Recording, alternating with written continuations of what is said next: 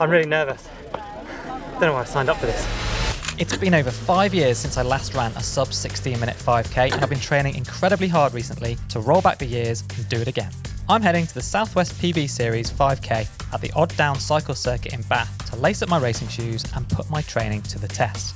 Oh, and the Running Channel team thought it'd be a wonderful idea to bring it into my world and create a day in the life vlog to show you how I prepared for this race, as well as my official attempt.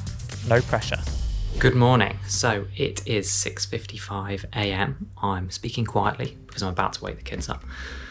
But that means that there's just over 12 hours into my race, which is at 7:15 p.m. tonight when I'll be standing on that start line. Now, I didn't think I was that nervous, but I can already feel it building and the anticipation today. And I've spoken about it on the Running Channel podcast, but actually what I always find is the night before, I feel fine, then I turn the light off to go to sleep, and all of a sudden those thoughts kind of creep in. So it's any other Wednesday, so I'm running around, slightly chaotic. I've got to get all of the bags packed, I've got to get breakfast ready, I've got to get the kids out the door and get myself ready, and I'm always late. It's so hard to believe that it was 12 years ago that I was getting ready for the London 2012 Olympics, where I ran the 1500 metres.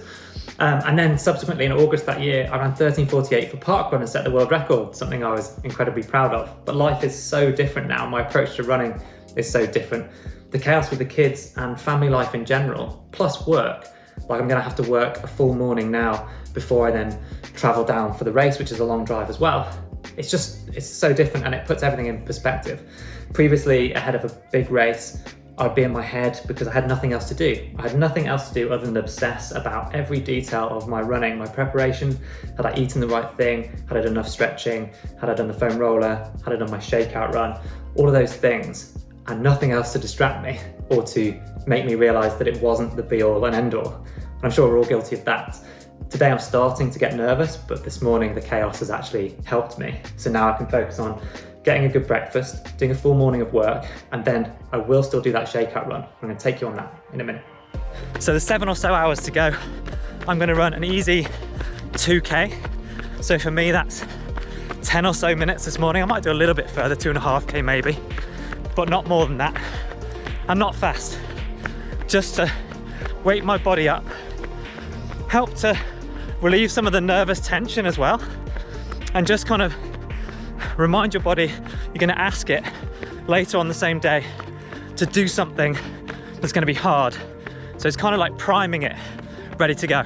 It's not too long ago that I was training for my first marathon, but now, as I pass through the first kilometre on my shakeout run, I'm heading to do a 5k race, and the training for that has been something that I'm much more familiar with for my professional career, so potentially it's more in my comfort zone.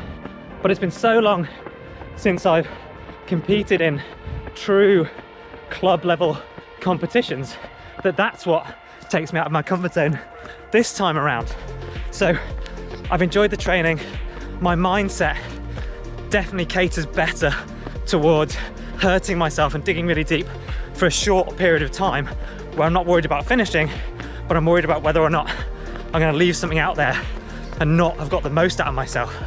That's what I enjoy. Shakeout run nearly done. Not much left for it now, other than to put the last few bits and bobs in my bag.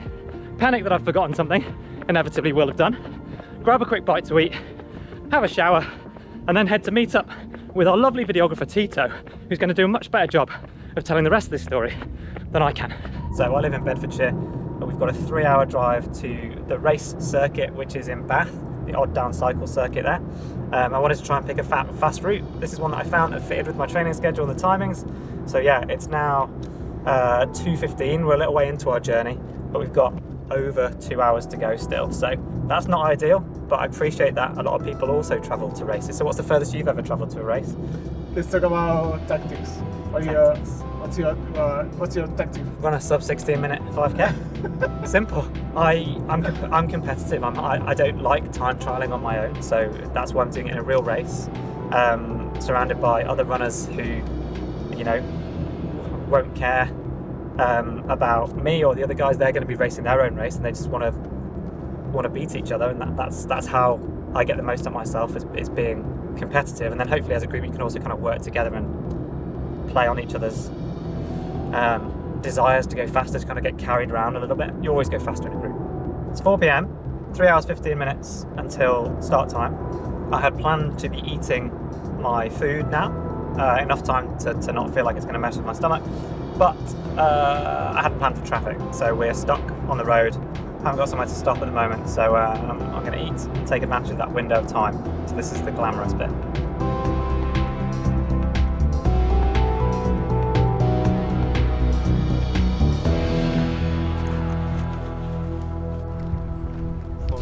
How are you doing? Yeah, all good right? to see you. Hi, Rowan. My advice is take the first lap easier than you think, because it's a fairly dramatic downhill start. Yeah. And everyone goes kind of mental at the start. Yeah. And if you have a bit left for the last downhill finish, you can make up so much time. Yeah. If you're feeling good. But if you don't have anything left, then the uphill before the downhill can hurt quite a bit. Yeah. I'm giving Andy badly. No. Tips on rounds.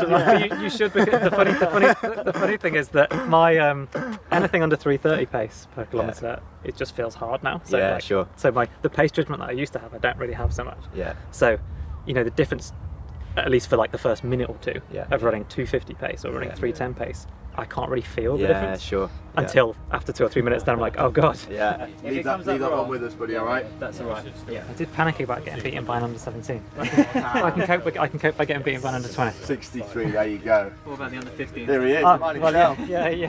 How you doing? I'm all good. Nice Nice, to meet you. yeah, nice to meet you too. I've walked a full lap of the track like I would have done back in the day on a regular running track or anywhere really, cross-country routes and so on, just to get a feel for it. I think that might have made me feel more nervous. I'd rather be going in blind, but it's cool, it's a great space, so I'm going to get stuck in. Whilst this isn't the Olympics, I had lots of superstitions and routines in my career, so I'm trying to stick to the same routine. Taking my time over my bib while I think about the race, and then get into the warm-up. 20 or 30 years of doing it, the feeling doesn't change, and I never get my head around it, how my legs, the adrenaline, I can feel it. I feel the anxiety, the nervousness, the excitement, all of those things, but it makes your legs feel like jelly, and I know that it's a stimulant and it's going to help me run well, but it makes me feel like I've never run before. My legs are so heavy. Warm up done, time check, exactly 15 minutes to go. Now it's time for some drills, then I'll get my race shoes on, then it's go time. Okay, let's go. Really nervous, a bit shaky. Just want to get it done. But I want to get out there and try and make the most of the training that I've done. Don't know why I signed up for this.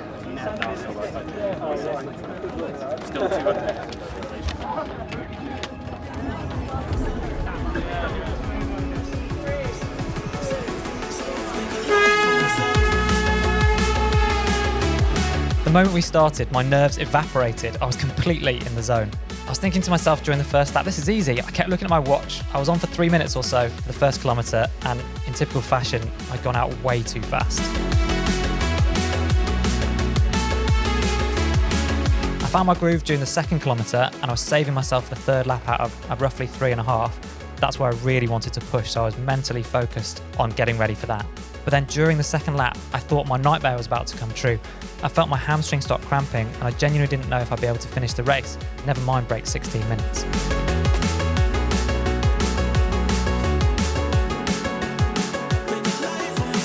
I managed to hold it together, and on the third lap, the adrenaline kicked in, and I started pushing to stick with the guys in front of me. I was adamant I wouldn't let that elastic band holding the distance between us snap. The fourth and final lap really tested my mental strength. With the finish line in sight, everything just clicked and I absolutely emptied the tank. All the hours I put into training for this race, the physical and mental pain I put myself through to get here suddenly felt worth it as I crossed that line and saw 15:33 on the clock. I'm so excited, chuffed, exhausted. The biggest thing that I noticed is the moment that the gun went, or he said go, or have we started, all of the nerves just evaporated and I was back in the zone. Oh, it was amazing, absolutely buzzing. Nice to be back. Subscribe to the running channel, but more importantly, just try something a little bit different, or try something that you just think is slightly out of reach. It doesn't matter whether that's time or a new distance, or just training a little bit more regularly, or just showing up to meet a friend that you haven't run with for ages, or just joining a new running club that scares you a little bit. Do it, you won't regret it. It wasn't actually until my cool down that I realised this was my fastest 5k since retirement, which I could hardly believe. It just goes to show that through hard work and determination. But actually, Just goes to show, I've still got it.